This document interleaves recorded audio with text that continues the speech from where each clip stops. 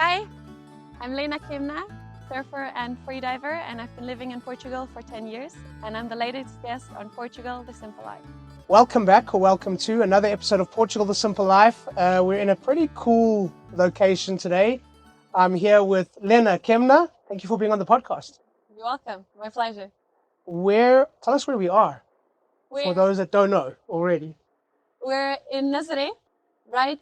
You can see the fort in the background. We're right on the beach with the waves. Big waves.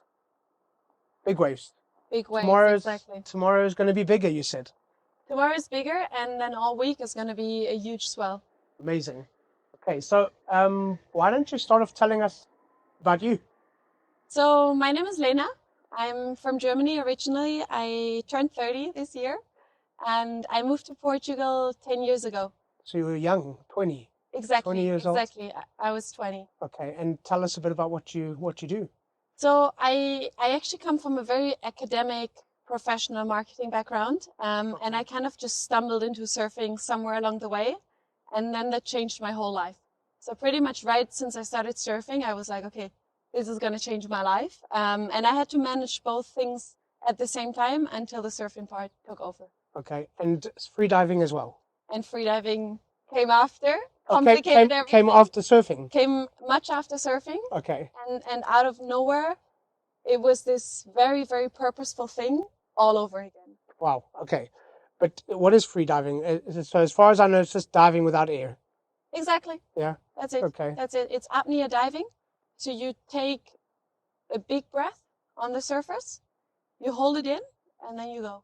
Oh God. Okay. How long do you go under for? On average? I try to not give so many fixed numbers. Yeah. Because it depends on a lot of things. Yeah. But for example, when I also, it's very separate whether I dive for fun, whether I explore, I go into caves, shipwrecks, or whether I train to go deep. Okay. It's quite separate. But 2 minutes, 2.5 minutes is the usual average dive. Okay. That's crazy. How Portugal? How did that all start? So it started, I had just started surfing on holiday with my dad, and I loved it, but it took a while before I managed to kind of focus my life on it, because I was in the middle of my studies. I was just about to move to the Netherlands. Then I went surfing a bit on my exchange semester in Australia, and there I understood, hey, I have to live by the ocean. There's no other way around it. Like working and going on holiday, it's just not going to cut it. And then I checked online where there are places in the world where I can do my master's degree and surf. Okay. And it was like California, Australia, and other places that are like 100K a year, until I found Portugal. And that's the one I could convince my parents to pay. I think it was because they didn't want you to be so far away. I think they wanted you to be close by. Maybe it had something to do with it. Exactly. And also a big ocean. I mean, it's basically the whole of Portugal. It's just sea. And I didn't actually know how good the waves were here. Yeah. Until I became a bit better, because when I came here, I was not a bloody beginner, but I was a cook, still a cook on the big waves. But the more I surfed, the more I understood, hey, I'm in one of, if not the best place in the world. Yeah. Kind of by accident. Kind of accident. Yeah. That's actually quite a theme on the podcast. A lot of people come by accident, or something else brings them here, and then something more profound keeps them here. But just, I mean, in terms of, now you've been here 10 years. How's the Portuguese? Oh, I'm fluent. Yeah? Fluent, yeah. Okay. Yeah. Easy to? No, not easy. No. So what did you do? I took a course. Yeah. I took a course, so I learned like passively for 3 years, because I didn't know if I wanted to stay. And at some point I was like, okay, I'll probably stay, so I'll do an intensive course. Not those fun courses that most of the internationals do, of like going to the cafe and speaking. No. It didn't exist back then, no. They weren't even there. They did. No, nowadays all the internationals go to those like fun classes, Yeah. and no one ever learns anything. So I went to an intensive school. Yeah. Every single day for a week, 4 or 5 hours, and that kind of put me to another level. Yeah. And did you find just having like the balls or the confidence just to go and just start speaking made a big difference? It helped me a lot to speak more to Brazilians. Okay. because Brazilians, they don't mind if you don't speak perfectly, and they love speaking their language. Whereas most even now, I'm here since 10 years, I'm a Portuguese citizen, I speak fluently, they will still always reply in English. They want, always. Yeah, I don't look Portuguese. Yeah. And I've been here 16 years. I'll walk into a restaurant and they straight away start speaking in English. Exactly. And then I'll say, I can speak Portuguese, and they carry on speaking in English. Exactly. So yeah, that makes it harder to learn sometimes. It's really hard, especially many times I speak much better Portuguese than they speak English. So it's a mess. Yeah. But they insist on speaking English. I don't know why. Funny. It's funny. I think it's their way of just making you feel, well, I think they want to make you feel welcome that way or something. Yeah, you're very positive, maybe. I'm positive. Oh, we've got a drone flying over us. Okay.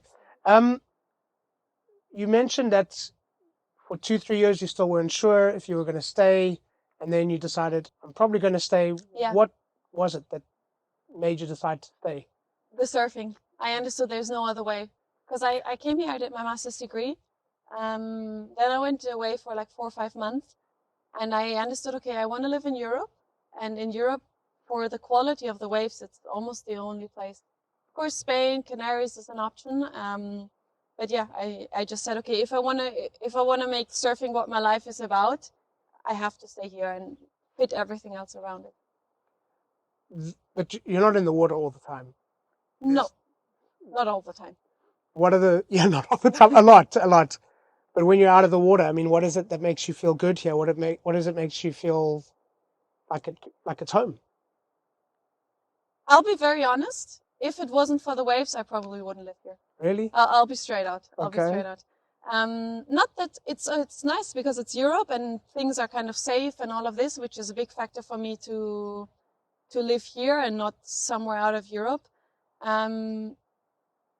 Yeah, but the thing is, if it wasn't for the ocean, I would probably just live somewhere else by the ocean. So I would choose a whole different life altogether. Yeah. But yes, it's a bit of a hard question because it's such a big part of my life. Yeah. It's a bit impossible to answer. Like, if it wasn't for the surfing, I don't know what I would be doing here on this planet altogether. Yeah. Whether in Portugal or somewhere else. Yeah. Okay. So without the ocean, wouldn't make sense for you. Exactly. Yeah. The Portuguese have quite a special relationship with the ocean as well. There's this reverence of it. We've had Garrett McNamara on the podcast, and he shared about how when he first came here to Nazaré, he was almost treated a bit like dead man walking. Like they were like, wait a minute, you're going to go out there and surf? They didn't want to kind of like know him because they were like really afraid of that respect and that fear for the ocean. With being here for so long and seeing that relationship with the ocean, what has your experience been with the way the Portuguese are, with the way they treat it, the way they see it, the way they love it? What has been your experience? Well, it's been rocky. Because I live in Ericeira, and of course it's common for surfers. Like not long, but just before I was born, people started surfing there. So when I started to surf, first of all, you hardly have women in the water. This is something. So most of the people I surf with are men, and many double my age. Okay, nowadays not so much, but at least 15 years older. And it's a conservative culture. It's hard. It took me 4 or 5 years to be accepted, I think. Yeah. As a surfer, by the surfers? Yeah. It took, Of course, they kind of, if you're... Also, I look like a tourist, like long blonde hair. I look like a beginner. I look like a tourist. So I was tolerated, but I wasn't respected or accepted. And it took a few years of just showing up all the time, especially in winter, on the bigger days, when it's a bit more tricky, when it's a bit more dangerous, when maybe they don't dare to go in the water. Yeah. And I had to do this day after day in winter, and it took a long time to be fully accepted. I did a bit of bodyboarding, which is not the most like coolest thing in the world, awesome. I think it's more I cool. loved it. My wife always used to tell me, no, it's something that girls do, why do you do bodyboarding? But I remember doing bodyboarding in Peniche, which is also quite a well-known surf spot, and it was a similar kind of thing. There was a bit of a weird vibe with the surfer guys, and but what about out of the water? Like the girl out of the water, what's your experience been with the people here? It's a bit of a spectrum. So at first, everyone is very friendly, very open, very nice. On a deeper level, it's a bit tricky. because also it's something like surf culture is messed up. Okay, it's not the Portuguese, but if you're very, very nice, you're respected less. So in my everyday life, in the surf culture, for the men, I keep to myself and I'm a bit tough. You know, I'm not overly smiley, anything, so that I have more peace in the water. Whereas for the girls in the local cafes, we're all best friends. We have such a good time. They're super, super lovely. Yeah, I've seen you. You posted a photo of a cafe Lena. Yes. Here in Nazaré. Yeah, yeah. Because I mean, you've got that relationship with the ocean, and the ocean is what brought you and what keeps you. But what has your experience been? Now I'm talking outside of the surfing culture, just the girl at the cafe. How does it feel to be here? I mean, because we've got people listening who are going, okay, I might want to move to Portugal.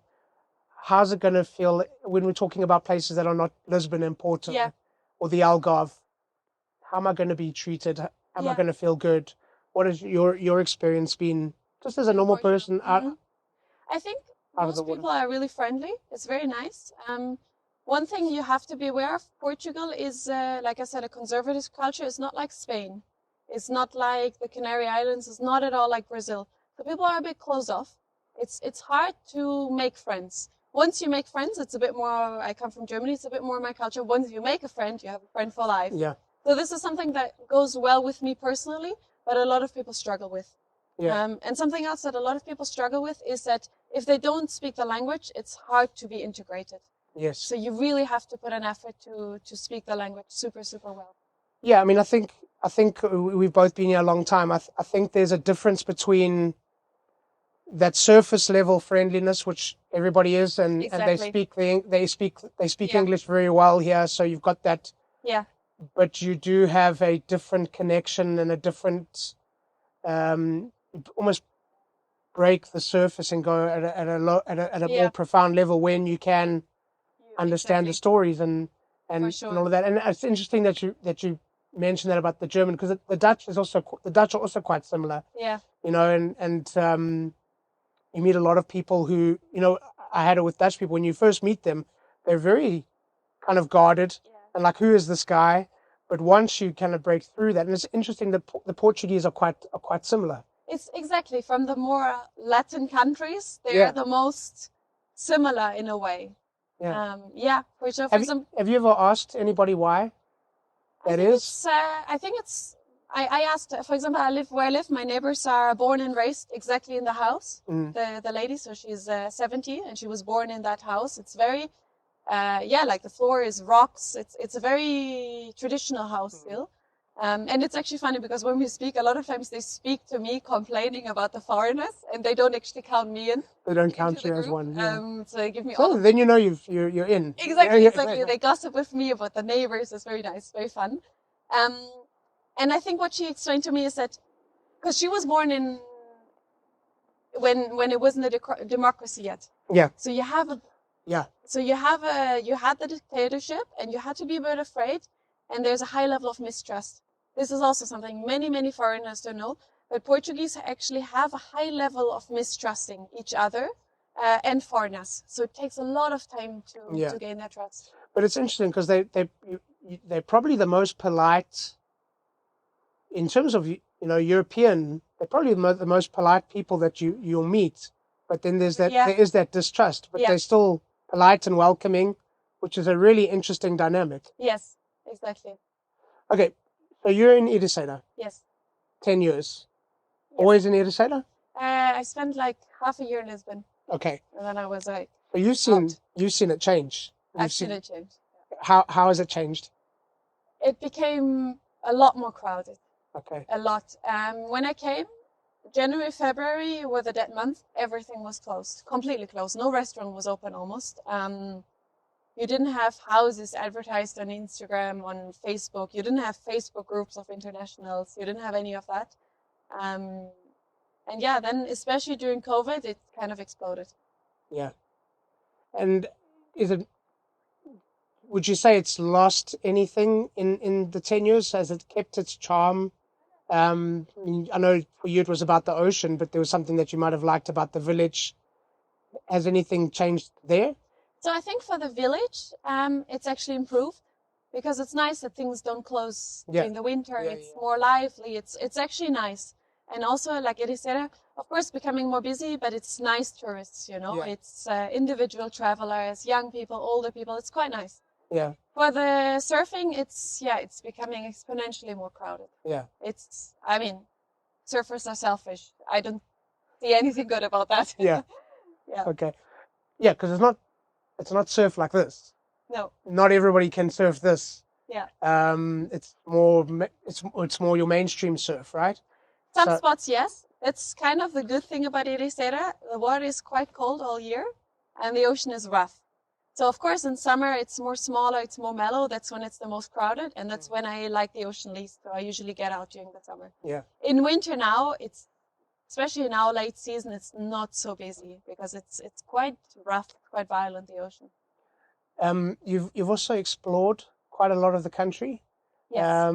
Tell us about some of the places. I know you were in Madeira recently. Yes. That's an amazing place. But of some of the places you've been that you really enjoyed. So one I really enjoyed, which few people have been to, is there's a group of villages in the north. It's called Aldeia do Xisto. It's from this rock. There's no ocean there. There's no ocean there, but it's beautiful. It's absolutely beautiful. Yeah. So I really, really love that. Of course, the Algarve is amazing, and for free diving, the Algarve is better. Okay, the Algarve for free diving? Exactly. Yeah. Why? Because you have the west coast with waves, and you have the south coast, which is usually more sheltered, so calm waters.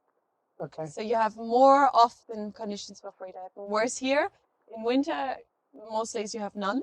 Sometimes you have 1 or 2 days per month where you can go free dive. And it's because of the current?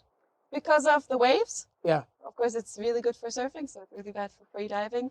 Visibility in the water is terrible. Yeah, because everything's being churned up. Exactly. And you don't have much depth either, which is tricky. Most of for example, in Ericeira, you have like 10 meters. Also here, the waves are huge, but there's not much water below. Yes, maybe the canyon. You know? I have some free diving in the canyon. Have you? And what was that like?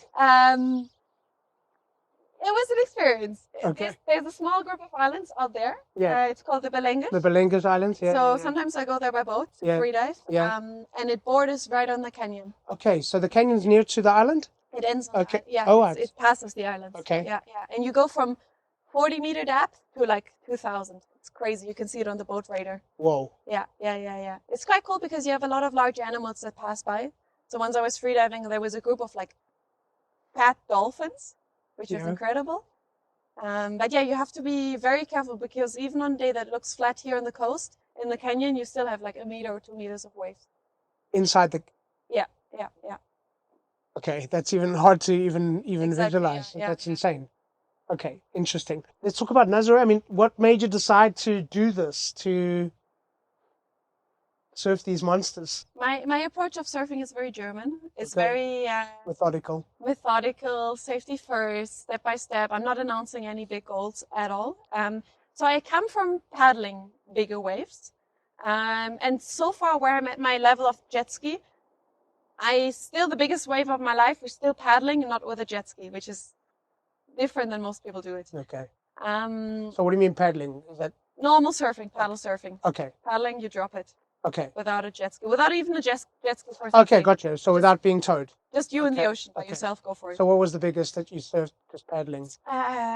It's hard to say in absolute meters. You know how tricky it is to measure wave, but maybe it's if I stand up like 4 times my size. Wow. Okay, that's still pretty big. It's quite big. That was here in Portugal? That was in Portugal, yeah. Okay. Ericeira. Yeah. With a gun, like a big paddle board. The board is 9'6", so and it's almost 4 meters. Okay. Yeah, it's different type of surfing. Yeah. And I love it. That's what I love most. Yeah. And then I always knew about Nazaré. I always had it in the back of my mind, and many people asked me, "You've never been here. How come? Don't you want to go?" And I always felt like it's a bit of a circus out here. You know, it's very media, hotspot, chaotic, and I never felt so attracted by it. Because what I love about surfing is to be in nature, in the ocean, and I never really understood this part of like motorized sports. But then in the meantime, I started driving off-road motorbikes, and I quite liked it, this experience of being in nature. Yeah. And out of nowhere, I received a call from a really good jet ski driver here who said, "Lena, come to Nazaré, it's your time." And I said, "Okay, let's go." Let's do it. Yeah. Okay. So this is my first season here. Oh, wow. Okay. but no objective in terms of how big you want to go. Of course, I have some things in my mind. Yeah. That I would like to surf a wave that can be. I mean, I'm very critical myself because I never call myself a big wave surfer, even though most other people would call me that. Yeah. So I think maybe just a wave that kind of establishes for myself, okay, it's the size, everyone officially, I can call myself a big wave surfer. Between my job as a realtor at Portugal Realty and hosting this podcast, life is pretty busy. But lately I've been receiving so many messages from people that want to know more about buying property here on Portugal's Silver Coast that I've got to do something about it. So starting now, for subscribers only, I'm offering up a 30-minute session per day. That's 5 30-minute sessions for a one-on-one meeting to talk about buying property here on Portugal's beautiful Silver Coast. This is for subscribers only. So please subscribe to book your session and get in touch with us through the links below via WhatsApp or email to book your session today. I'll be happy to speak to you. It's for subscribers only and it's completely free. Had you visited Nazaré before? Many times. Okay, yeah. so you've been to Nazaré. I've been here and I surfed here a couple of days on the small days, just Okay. with a normal surfboard Okay. by the beach. Yeah. Okay, because obviously Nazaré has become really well known in the last 10 years because of the big waves. But it's Portugal's oldest fishing village. It's got a whole vibe to it on its own that's almost separate to the surfing. Yeah. I think a lot of people sometimes think, oh, it's a surfing town. No, it's not. No, it's not. So, I mean, tell us about your experience of Nazaré outside of these monster waves. Yeah. What is your experience of Nazaré been and how is it different to other places you've been? Oh, it's lovely. It's a lovely, lovely town.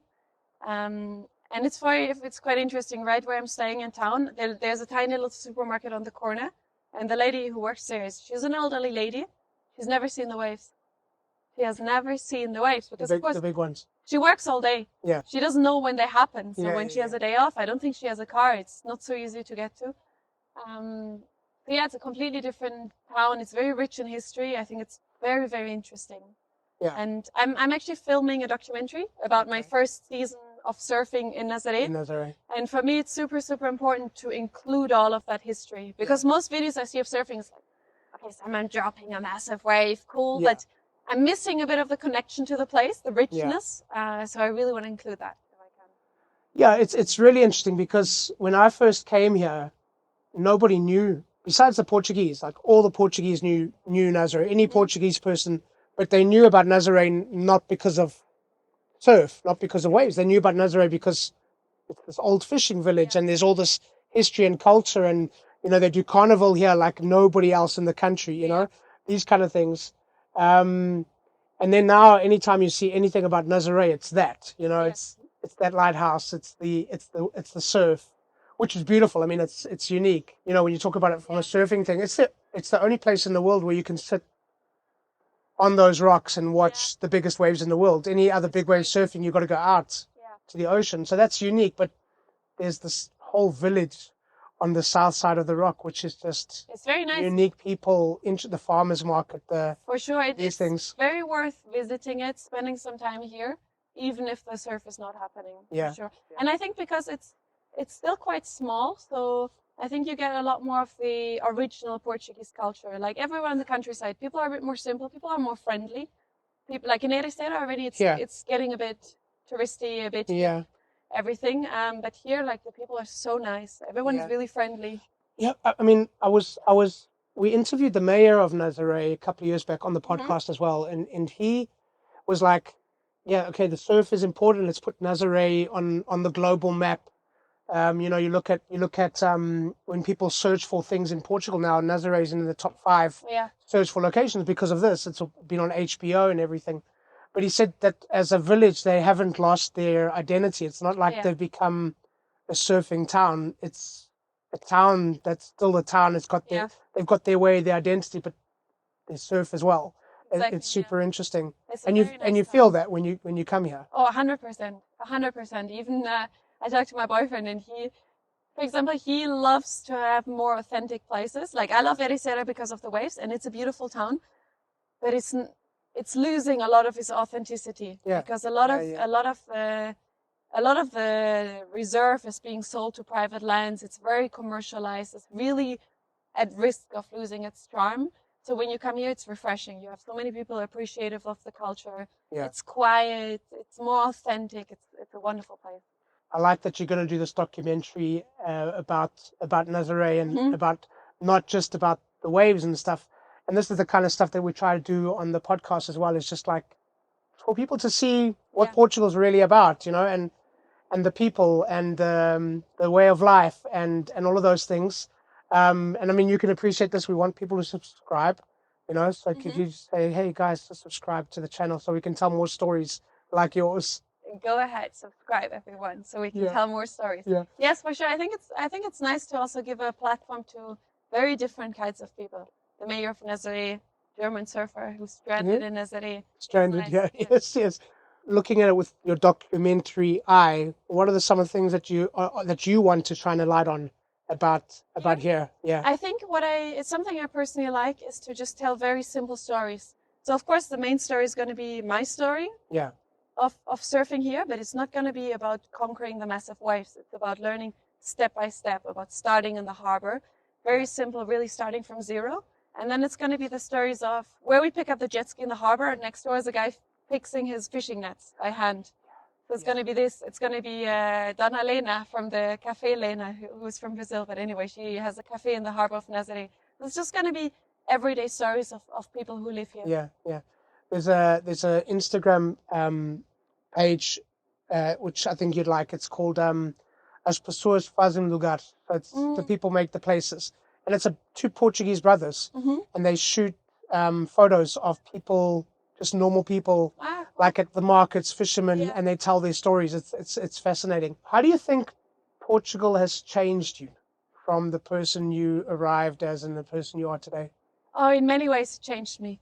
One thing which I would have never expected, in a way, it made me more German, and it made me more aware of how I am German.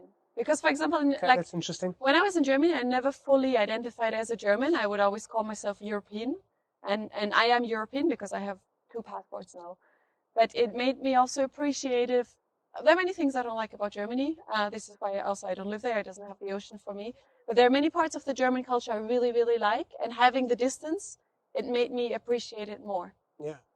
This is one part. Another part is interesting. Yeah. That's cool. Maybe I'm not sure if I would say being more relaxed, because for a German, I was always quite relaxed about things kind of working out, which is more in the Portuguese flow.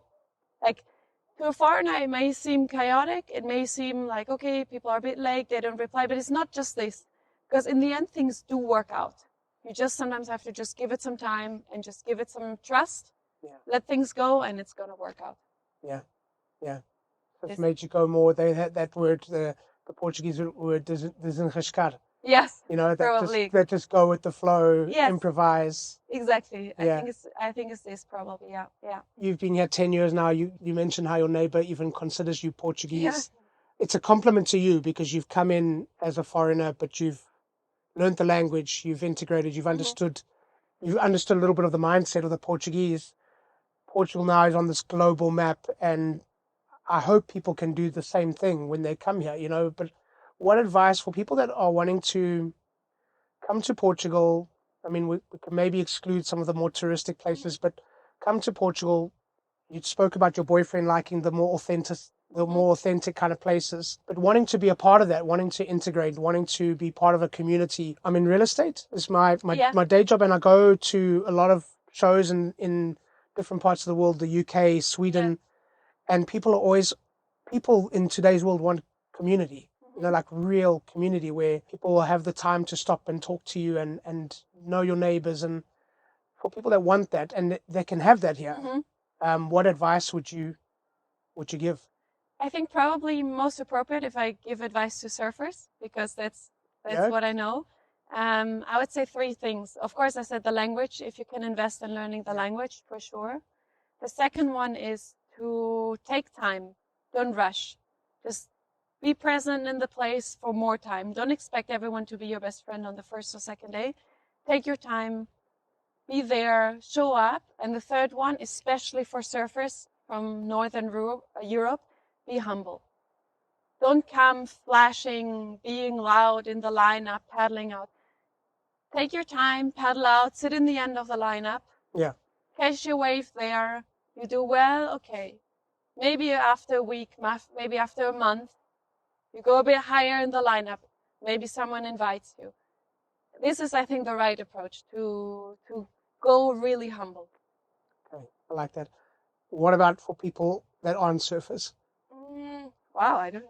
For people Because who are, you've lived here. You know, you're not yeah, you're a surfer, of course, but you've lived and you've integrated, and your neighbors think you're Portuguese. yeah, You know, so you've done something. What do you think you'd tell people who want to just be a part of a village, be a part of yeah, a real community? Because you can have that here. It can be safe. You can have neighbors that say hello to you, that look you in the yeah, eye, that tell you what potatoes you should buy. yes, It's amazing. You don't have that everywhere in yeah. the world, and people want that. I What would you? maybe actually now that I think about it, maybe it's the same advice.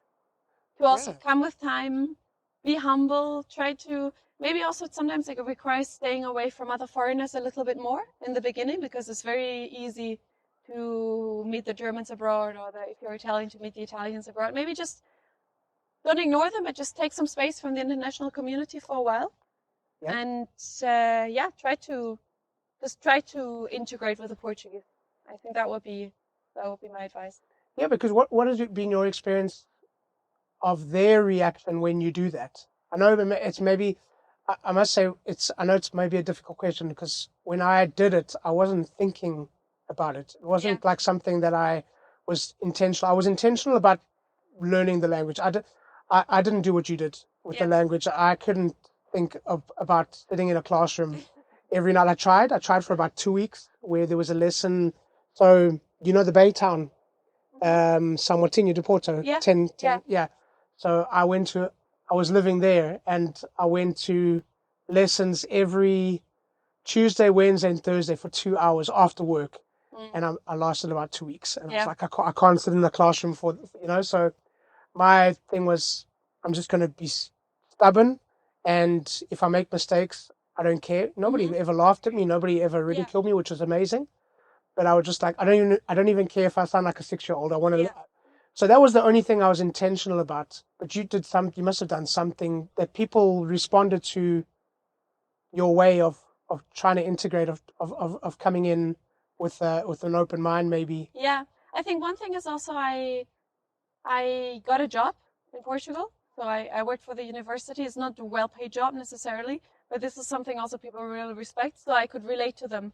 To Yeah, say like, okay, hey, okay, I'm Bifa, I have blonde hair, I brown in the sun.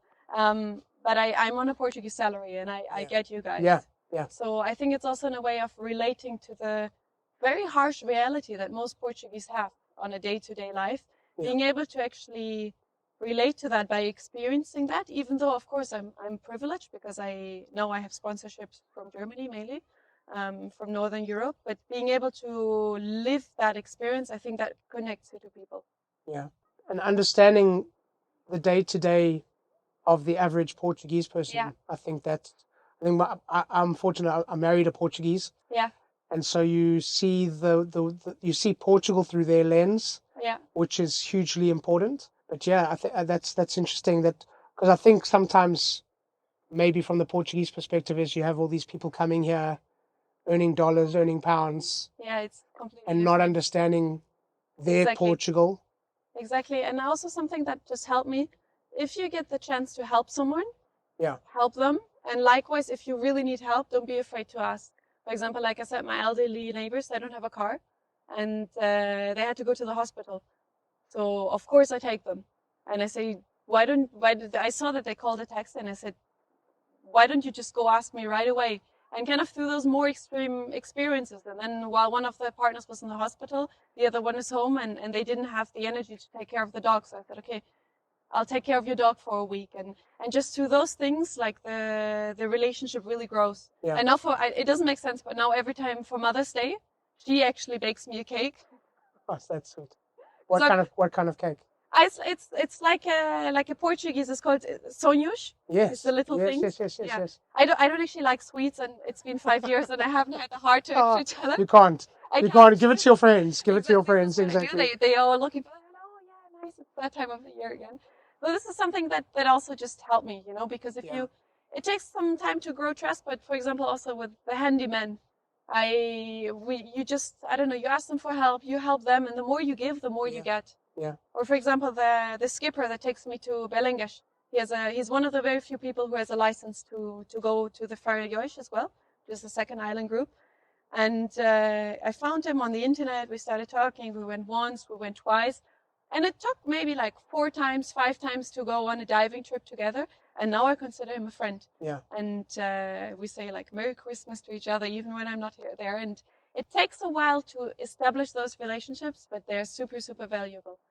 Yeah. And I think that's interesting that back and forth, it's the experience I've had with Portuguese where you do something for them, they do something for you, but it's not, come, it's okay. Come, you want to give her flowers? Come stand here. Wow, come, show us what you got. Look there. Look, so. Hi. You want to say hello to the camera? Oi. She gave you a cell. Obrigada. That back and forth with the Portuguese where, again, it's not something like I do one thing, you do another, like this calculated thing. We have it with a farmer where he'll give my wife eggs from his chickens and she'll bake him a cake. Yeah. You know, and then like another day he'll come and he'll say, I've got some extra potatoes, send the kids down with the buckets. And there is that real community, which I think when people can understand the organic, the authenticity of it, it can be such a beautiful experience. Fully. And also like sharing your worries. Of course, if you speak the language, it's much easier. But I remember one day my landlord said that she's probably going to kick me out. And I was so surprised. And I went to my neighbors and I said, we cried together because in the end, I didn't move out. But like sharing those moments of life, it's super nice to create a connection. Yeah. Amazing. Where else in the country would you like to explore? Probably the Açores. Yeah. I went once, but unfortunately I had an infected ouriço in my toe from surfing, so I couldn't walk. That's and in the Açores, if you can't walk, it's a bit tricky. So one of my dreams was to go to Madeira, and also with time. So initially I wanted to spend 4 months. Then Nazaré called, and I spent only 3 months in Madeira. But this was a nice time frame. And I went to Porto Santo as well, the second island of Madeira, which was amazing. Yeah. Really, really nice. So now I would like to spend some time on the Açores, but again, with time. Yeah, you need time. It's exactly 3 months on Madeira is pretty good. Like you can see. Yeah. You can get a feel for it quite well because it is such a small island. Yes. Azores is that collection of many islands, exactly, and especially if you want to get the conditions right for surfing and freediving, you need time. Yeah. So this I would really like. I spent quite some time in Sagres as well because it's not so far. It's like a 4-hour drive. Yeah. And I have a good friend who moved there who has a freediving school now. In Sagres. In Sagres, which Sagres is amazing. Exactly, it's very nice. So I think I'm going to go down there a lot more now. Awesome. What's one thing that you would like people to remember and to take away from our conversation? Probably, I didn't say it that explicitly, but implicitly is to experience the ocean in Portugal. Whether it's surfing, freediving, swimming, just putting your feet in. It's such a big part of the culture and such a big part of my experience. This is something I think no one should miss. Even though it's rough and it's cold and you have to be careful, especially in Nazaré. But it's such a huge part of Portugal that I think this is the one thing. Yeah, the whole country kind of looks out the way that the country looks to the ocean. It's phenomenal. How can people follow you and find you online and see what all the crazy things that you're doing? You can find me on Instagram and recently YouTube as well. It's just my name, Lena Kimna. Okay. We're going to put links in the show notes so people can follow you. A question that we ask all of our guests. Portugal, the simple life. Why? Because nature is amazing in Portugal and it's for free. It's the most simple life is to be out in nature. Yeah. Amazing. Thank you so much for being on the podcast. Thank you too. And I'm going to let you call it. Okay. That's a wrap. So thank you once again to our guests and thank you to all of you for listening. Please subscribe, share with your friends, give us a thumbs up, and please leave a comment or a review. We always love to hear from you. Don't forget, Portugal The Simple Life also has a magazine, so download it, it's for free. We'll be back next week with a brand new episode, and as we say in Portugal, sejas bem-vindo. Welcome to The Simple Life.